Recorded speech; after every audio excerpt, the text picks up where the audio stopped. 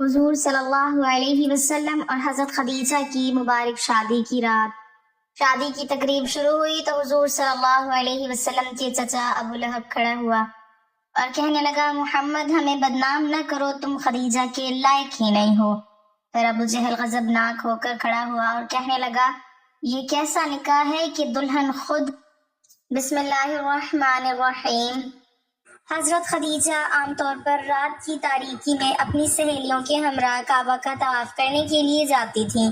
ایک رات کو جب طواف کعبہ کے لیے گئی تھیں، طواف بجا لانے کے بعد کعبہ کے دروازے کے سامنے کھڑی ہو کر اپنے پروردگار سے راز و نیاز کرنے میں مشغول ہوئیں اور نصف شب کو گھر لوٹیں۔ بستر پر لیٹتے ہی آپ سو گئیں اور آپ نے خواب میں سورج کو انسان کی شکل میں دیکھا کہ مکہ کے آسمان سے طلوع ہو کر رفتہ رفتہ اس کے گھر کی طرف آ رہا ہے۔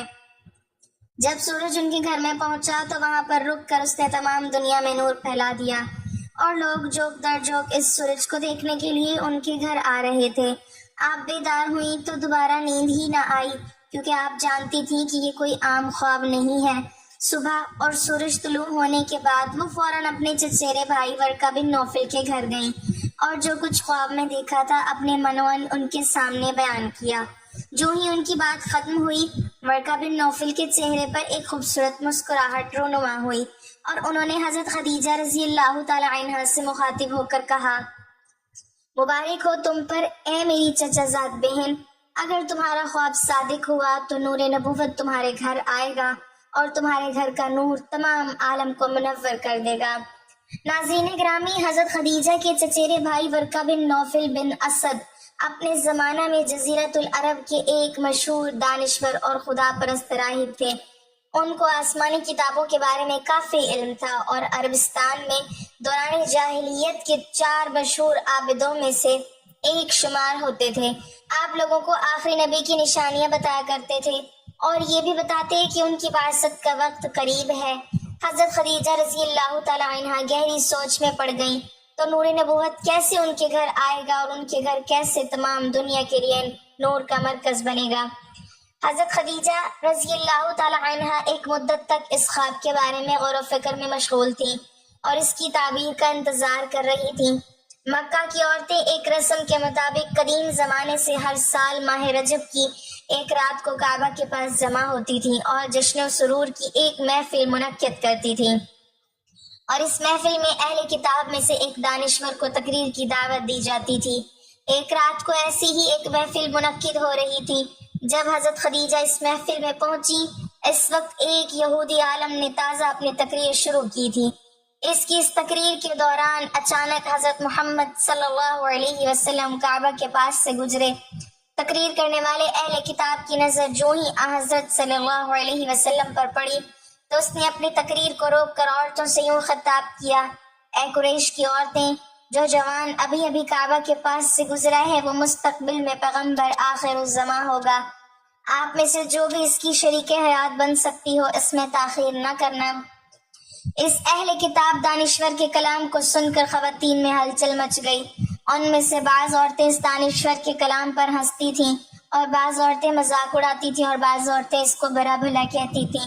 بہرحال محفل شور و غل اور ہلچل سے دوچار ہوئی اور عورتیں متفرق ہو گئیں۔ حضرت خدیجہ رضی اللہ تعالی عنہا گھر چلی گئیں اور اپنے خواب اور یہودی عالم کی باتوں میں ربط تلاش کرنے لگیں۔ اگلے دن حضرت خدیجہ رضی اللہ تعالی عنہا نے اپنی کنیز کو اس یہودی دانشور کے پاس بھیجا اور اسے اپنے گھر آنے کی دعوت دی۔ یہ اہل کتاب دانشور جب حضرت خدیجہ رضی اللہ تعالی عنہا کے گھر پہنچا تو حضرت خدیجہ رضی اللہ تعالی عنہا نے اس سے سوال کیا کہ اے دانشور، آپ نے کیسے سمجھا کہ محمد خدا کے پیغمبر ہیں؟ یہودی عالم نے جواب میں کہا، میں نے ان کے صفات کو تورات میں پڑھا ہے۔ تورات میں آیا ہے کہ پیغمبر آخر الزمان کے ماں باپ ان کے بچپن میں دنیا سے چلے جائیں گے، ان کی کفالت پرورش اور حفاظت ان کے جد کریں گے اور وہ قریش کی خاتون سے شادی کریں گے جو اپنی قوم کی عظیم خاتون ہوں گی اور اپنے قبیلہ میں امیر اور صاحب تدبیر ہوں گی۔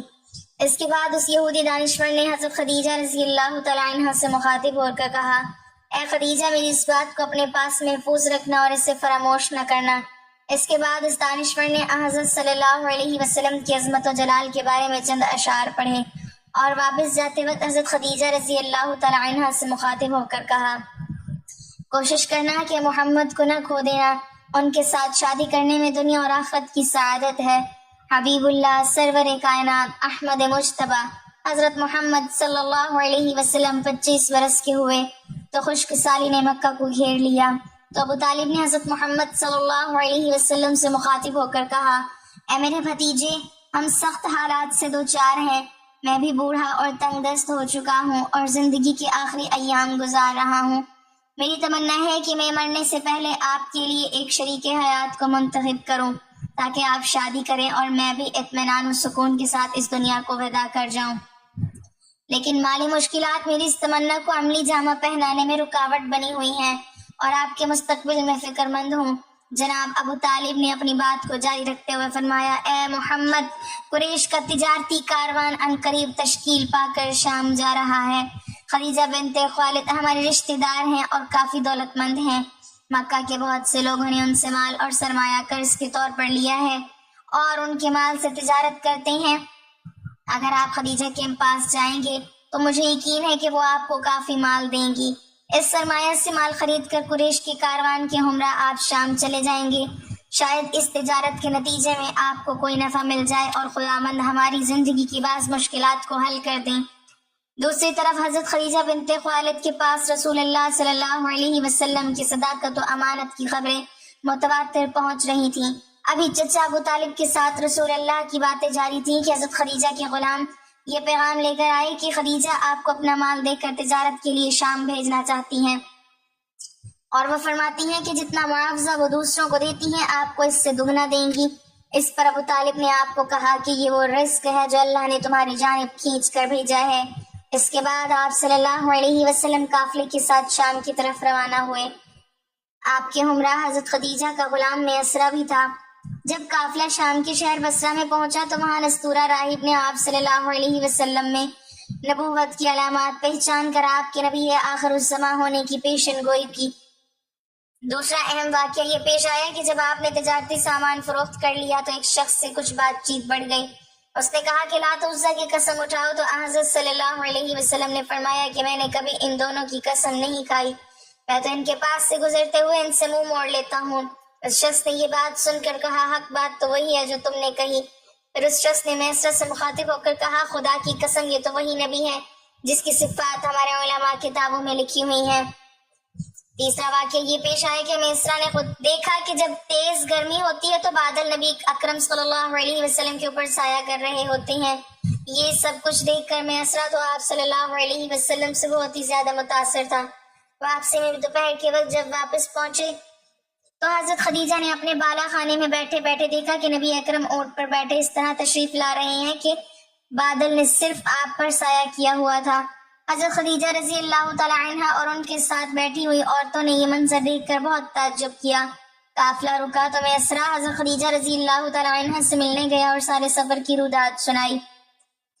حضرت خدیجہ رضی اللہ تعالی عنہا جو رسول اللہ صلی اللہ علیہ وسلم سے پہلے ہی متاثر تھی، وہ سفر کے واقعات سن کر آپ کی گرویدہ ہو گئیں، بلکہ ان کا رسول اللہ کو تجارتی سفر پر بھیجنے کا مقصد بھی یہی تھا کہ کسی طرح حضور اکرم سے ملاقات ہو سکے۔ چنانچہ میسرہ کو کہا گیا کہ اب محمد کو بھیجو تاکہ میں ان سے تجارت کا حساب لے سکوں۔ نبی رحمت صلی اللہ علیہ وسلم جب حضرت خدیجہ کے پاس آئے تو آپ کا یہ روشن چہرہ دیکھ کر حضرت خدیجہ دنگ رہ گئیں اور بے ہوشی کا عالم طاری ہو گیا۔ اسی دوران رسول اللہ صلی اللہ علیہ وسلم نے سارا حساب تجارت کیا اور واپس تشریف لے گئے۔ جب آپ صلی اللہ علیہ وسلم چلے گئے تو تب حضرت خدیجہ ہوش میں آئیں اور میسرہ سے پوچھا کہ محمد کدھر ہیں؟ میسرہ کہنے لگا کہ وہ تو آپ کو سارا حساب دے کر چلے گئے ہیں۔ خیر حضرت خدیجہ رضی اللہ تعالی عنہا نے اپنے مال میں ایسی امانت و برکت دیکھی جو اس سے پہلے کبھی نہ دیکھی تھی۔ مال کی خرید و فروخت کا حساب دیکھا تو منافع دگنے سے بھی زیادہ تھا۔ آپ نے فوری اپنے غلام میسرہ کو رسول اللہ صلی اللہ علیہ وسلم کے پیچھے بھگایا اور طے شدہ معاوضے سے بھی دگنا حضور صلی اللہ علیہ وسلم کو بھیج دیا۔ حضرت خدیجہ رضی اللہ تعالی عنہا بہت زیادہ دور اندیش، مستقل مزاج، شریف، باعزت اور مالدار عورت تھیں۔ انہوں نے آپ سے نکاح کا فیصلہ کر لیا اور اپنی سہیلی نفیسہ کے ہاتھ رسول اللہ کو نکاح کا پیغام بھجوا دیا۔ رسول اللہ صلی اللہ علیہ وسلم کی حضرت خدیجہ سے نکاح کے حوالے سے ایک پہلو ملحوظ رکھنا چاہیے۔ جس سے حضرت خدیجہ رضی اللہ تعالیٰ عنہ کی طہارت و نزاہت اور رسول اللہ صلی اللہ علیہ وسلم کے ساتھ نکاح میں رغبت کی وجہ آشکار ہو جاتی۔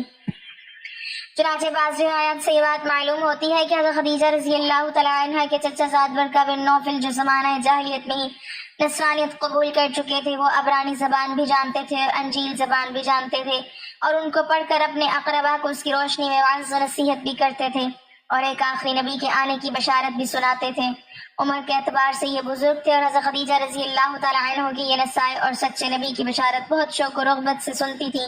نیز یہ بھی سنتی تھی کہ اس نبی عظیم شان کی واسط کا زمانہ قریب ہے، اور اس حوالے سے انہوں نے ورقہ بن نوفل سے کافی کچھ سن رکھا تھا۔ چنانچہ رسول اللہ صلی اللہ علیہ وسلم کی صداقت و دیانت اور دیگر صفات کمال کا ذکر سنا، اور ورقہ بن نوفل کی بتلائی ہوئی بعض علامات نبوت آپ میں پائیں، تو انہوں نے اپنے غلام میسرہ کے ساتھ رسول اللہ صلی اللہ علیہ وسلم کو مال تجارت دے کر اسی لیے بھیجا کہ آپ کی تجارتی اور مالی معاملات اور سفر میں آپ کے اخلاقی عادات کا مزید مشاہدہ کر سکیں۔ اس لیے بعض روایات میں ہے کہ انہوں نے غلام کو ہدایت کی تھی کہ سفر کے تمام واقعات نوٹ کریں اور واپسی پر پوری تفصیل بتائیں۔ اسی ہدایت کی روشنی میں غلام نے آپ کی برکت وغیرہ کے حوالے سے جن کمالات کا مشاہدہ کیا تھا وہ سب تفصیل بتا دی تھی۔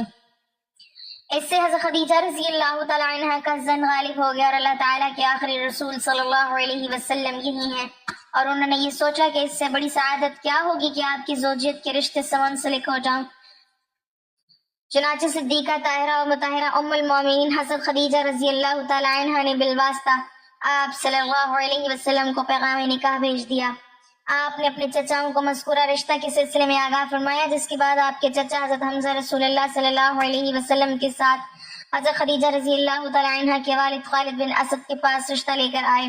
بمطابق روایت ابن اسحاق، مبرد اور دیگر کے قول کے مطابق حضرت خدیجہ رضی اللہ تعالیٰ عنہ کے والد کے انتقال ہو چکا تھا۔ حضرت حمزہ رضی اللہ تعالیٰ عنہ رشتہ لے کر حضرت خدیجہ رضی اللہ تعالیٰ عنہ کے چچا عمرو بن اسد کے پاس تشریف لائے۔ رشتہ طے پانے کے بعد نبی آخر الزمان اور حضرت خدیجہ رضی اللہ تعالیٰ عنہ کے نکاح کی تقریب حضرت خدیجہ رضی اللہ تعالیٰ عنہ کے گھر میں منعقد ہوئی۔ جناب ابو طالب کی خطبہ نکاح پڑھنے کے بعد حضرت خدیجہ رضی اللہ تعالیٰ عنہ کے چچا زاد بھائی عمرو بن اسد نے حضور اکرم صلی اللہ علیہ وسلم کی شان میں یہ جملہ کہا: یہ محمد بن عبداللہ علی نسب اور معزز جوان مرد ہیں، اور حضرت خدیجہ رضی اللہ تعالیٰ عنہ کا نکاح آپ سے کر دیا۔ اس نکاح کا مہر 12.5 اوقیہ چاندی مساوی 500 درہم طے ہوا۔ آج کل اس کا وزن 131 تولہ 3 ماشا چاندی بنتا ہے۔ آپ صلی اللہ علیہ وسلم نے اپنے تمام ازواج مطہرات اور صاحبزادیوں کا مہر بھی یہی رکھا، سوائے ام المومنین حضرت ام حبیبہ کے۔ آپ کا مہر شاہ حبشہ نجاشی نے اپنے پاس سے کئی گنا زیادہ ادا کیا تھا۔ نکاح کے بعد آپ نے ولیمے کا اہتمام فرمایا اور اونٹ سے بہا کر کے لوگوں کو دعوت کھلائی۔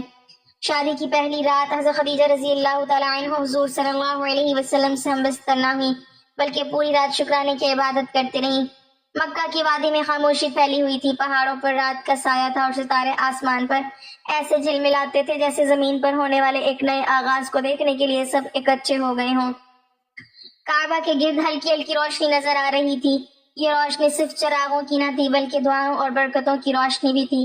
آج مکہ میں ایک ایسا نکاح ہوا تھا جو آنے والے زمانوں کے لیے روشنی کا مینار بننے والا تھا۔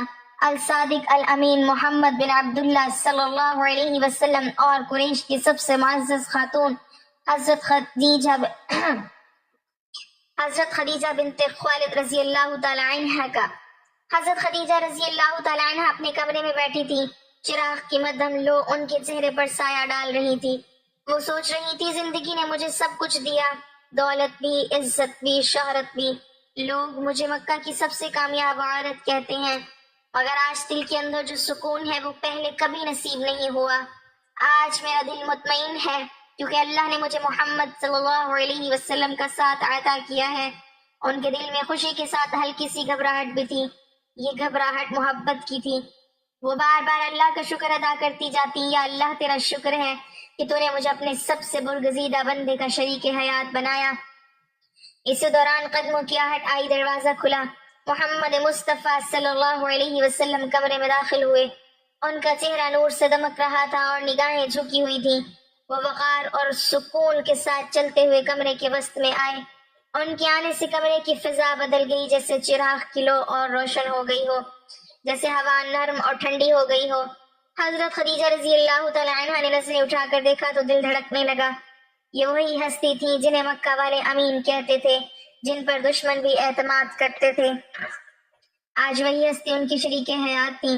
رسول اللہ صلی اللہ علیہ وسلم نے سب سے پہلے وضو فرمایا۔ پانی کے قطرے چہرے اور ہاتھوں سے بہہ کر زمین پر گر رہے تھے اور روشنی کی موتیوں کی طرح چمک رہے تھے۔ وضو کے بعد آپ صلی اللہ علیہ وسلم نے جائے نماز بچھائی اور 2 رکعت نفل کے لیے کھڑے ہو گئے۔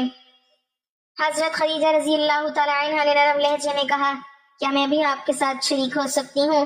رسول اللہ صلی اللہ علیہ وسلم مسکرائے اور محبت سے جواب دیا، ہاں خدیجہ، اللہ کے سامنے ہم دونوں ایک ساتھ جھکیں گے۔ دونوں نے ایک ساتھ نماز ادا کی۔ کمرہ تسبیح اور دعا کی آوازوں سے بھر گیا۔ ایسا لگتا تھا جیسے فرشتے بھی شریک ہو گئے ہوں۔ یہ لمحہ دنیاوی نہ تھا، یہ آسمانی تھا۔ نماز کے بعد رسول اکرم صلی اللہ علیہ وسلم نے ہاتھ اٹھائے۔ ان کی آواز نرم اور دل کو چھو لینے والی تھی۔ اے اللہ، ہمارے اس گھر میں برکت عطا فرما، خدیجہ کو میرے لیے باعث سکون بنا اور مجھے ان کے لیے باعث رحمت۔ ہمیں نیکی پر جمع رکھ اور نیکی پر ہی جدا کرنا۔ حضرت خدیجہ رضی اللہ تعالی عنہ کی آنکھوں میں آنسو آ گئے۔ یہ آنسو خوشی اور شکر کے تھے۔ انہوں نے دل ہی دل میں کہا، یا اللہ، میں تیرے شکر ادا کرتی ہوں کہ تو نے مجھے اپنی سب سے محبوب ہستی کا ساتھ دیا، مجھے ان کی خدمت اور مددگار بنا دے۔ رسول اکرم صلی اللہ علیہ وسلم نے خدیجہ کی طرف دیکھا۔ ان کے مسکراہٹ میں نرمی اور وقار تھا۔ رسول اللہ صلی اللہ علیہ وسلم نے فرمایا، خدیجہ، اللہ نے تمہیں میرے لیے رحمت بنایا ہے۔ حضرت خدیجہ رضی اللہ تعالی عنہ نے کہا، اے ابو القاسم، میں نے دنیا کو دیکھا ہے، عزت بھی دولت بھی، مگر آج دل کو جو سکون ملا ہے وہ پہلے کبھی نہ تھا۔ تم سچے ہو، امانت دار ہو، مجھے فخر ہے کہ میں تمہارے ساتھ ہوں۔ یہ مکالمے چھوٹے تھے مگر ان میں دل کی سچائی اور محبت کی گہرائی تھی۔ یہ صرف الفاظ نہ تھے، یہ 2 دلوں کا عہد تھا۔ رات گہری ہوتی جا رہی تھی، چراغ کی لو کبھی تیز ہوتی کبھی مدھم۔ باہر پہاڑوں پر خاموشی تھی، کمرے میں 2 دل قریب آ چکے تھے۔ الفاظ کم تھے مگر دلوں کی گفتگو زیادہ تھی۔ کبھی خاموشی چھا جاتی، کبھی ایک دوسرے کی مسکراہٹ سب کچھ کہہ دیتی۔ وہ لمحے ایسے تھے کہ وقت تھم سا گیا تھا۔ حضرت خدیجہ رضی اللہ تعالی عنہا نے دل میں کہا، میں اپنی زندگی کا ہر لمحہ ان کے ساتھ گزاروں گی۔ ان کی خوشی میری خوشی ہوگی، ان کا غم میرا غم ہوگا، اور اگر یہ کسی مشن کے لیے اٹھیں گے تو میں اپنی جان، اپنا مال، اپنا دل سب کچھ ان پر قربان کر دوں گی۔ یہ صرف سوچ نہ تھی بلکہ آنے والے برسوں میں یہی حقیقت بن گئی۔ انہوں نے اپنی دولت اسلام پر قربان کی، اپنے سکون کو اللہ کے دین کے لیے وقف کیا، اور ہر مشکل میں نبی صلی اللہ علیہ وسلم کا سب سے پہلا سہارا بنی۔ اس رات کی خاموش دیواریں آنے والے وقت کی گواہ بن رہی تھیں۔ یہی گھر وہ مقام بنا جہاں پہلی وحی اتری۔ تو حضور صلی اللہ علیہ وسلم کا دل لرز اٹھا اور خدیجہ رضی اللہ تعالی عنہا نے انہیں اپنے سینے سے لگا کر تسلی دی۔ یہی وہ خاتون تھی جنہوں نے کہا تھا، خدا کی قسم، اللہ آپ کو کبھی ضائع نہیں کرے گا۔ یہ پہلی رات محض ایک شادی کی رات نہ تھی، یہ ایک ایسی داستان کا آغاز تھی جس نے دنیا کی تاریخ بدلنی تھی۔ یوں وہ پہلی رات گزری، نہ کوئی شور، نہ کوئی دنیاوی جشن، صرف ایک چراغ جل رہا تھا، ایک کمرہ سکون میں ڈوبا تھا، اور 2 دل ایک دوسرے کے قریب ہو کر اللہ کے حضور شکر بجا لائے تھے۔ یہ رات تھی روشنی کی رات، ایک ایسا آغاز جو آنے والے زمانوں میں محبت، قربانی، ایثار اور ایمان کا سب سے روشن باب بننے والا تھا۔ اللہ پاک ہمیں نیک اعمال کرنے کی توفیق عطا فرمائے اور ہمیں نیکوکاروں میں شامل کرے، آمین۔ ناظرین، کمنٹ باکس میں اللہ تعالیٰ کے 99 ناموں میں سے ایک نام ضرور ٹائپ کریں۔